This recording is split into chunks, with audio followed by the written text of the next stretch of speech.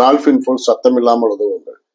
Dolphin மனிதர்களுக்கு உதவும் குணம் கொண்டது என்பது எல்லோருக்கும் தெரியும், அறிந்த ஒன்றுதான்.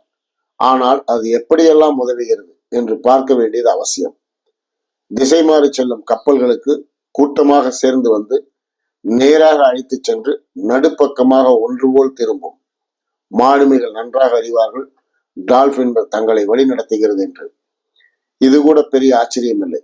இந்த கப்பலில் யார் யார் இருக்கிறார்கள், எத்தனை டன் பொருள் ஏற்றப்பட்டிருக்கும் என்பதை மூழ்கி இருக்கும் பாகங்களை கொண்டு வந்து அதை வைத்து ஆழமான பகுதிகளாக வழிநடத்தும். மாலுமிகளின் தேவதைகள் டால்பின்கள் என்பார்கள். அது மட்டுமின்றி அருகில் உள்ள துறைமுகங்களுக்கு கூட அது அழைத்துச் செல்லும். தூரத்தில் கலங்கரை விளக்கம் தெரிந்தபின் டால்பின்கள் தனது பணிகளை நிறுத்தி கொள்ளும்.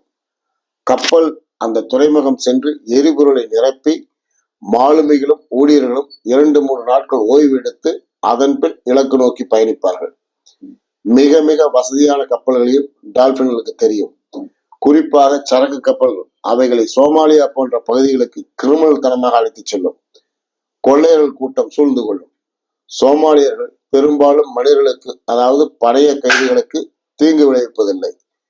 அவர்களை பத்திரமாக அனுப்பி வைத்தால்தான் மீண்டும் வருவார்கள். அவர்களை அடித்து துன்புறுத்தினாலும் அவர்களை கொலை செய்து விட்டாலும் அந்த பகுதிகளுக்கு காக்கா வருமா? அவர்களின் தேவை சரக்கு கப்பலில் உள்ள பொருட்கள். எத்தனை கோடிகள் கறப்பது. சில மாலுமிகள் டால்பின்களை முழுமையாக நம்பினாலும் ஒரு ஓரக்கண்ணால் சந்தேகத்துடனேயே பார்ப்பார்கள். தண்ணீரில் தத்தளிக்கும் மனிதர்கள் கூட்டமாக சேர்ந்து லாவகமாக துணிகளை பிடித்து நல்ல வேகத்தில் அருகில் இருக்கும் கரைக்கு இழுத்து கொண்டு போய்விடும்.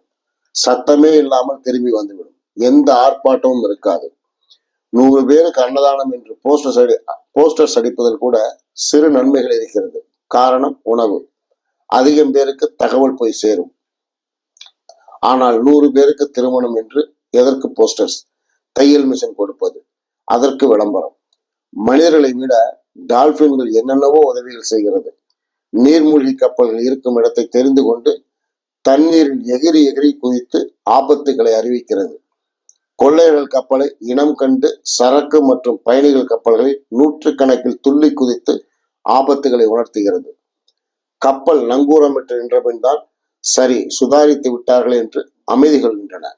சில மாலுமிகள் உதவி செய்யும் டால்பின்களுக்கு இறைச்சி துண்டுகளை டன் கணக்கில் கடலில் வீசுவார்கள். டால்பின்கள் அதை தொட்டு கூட பார்ப்பது கிடையாது. உனக்கு உதவுவது என் குணம், பதிலுக்கு உதவி வருவது எங்களுக்கு பழக்கம் இல்லை, போய்கொண்டே இருக்கும். வேறு வேறு மீன்கள் இறைச்சியை தின்னும். சமயங்களில் பெரிய பெரிய சுறாக்கள் ஒன்று சேர மாலுமிகள் அலறி அடித்துக் கொண்டு கப்பலை செலுத்துவார்கள். உதவிகள் செய்யுங்கள், பதிலுக்கு உதவிகள் பெறாதீர்கள். டால்பின்களைப் போல சத்தமே இல்லாமல், ஆர்ப்பாட்டமே இல்லாமல் உதவ கற்றுக்கொள்ளுங்கள். டால்பின்கள் போல.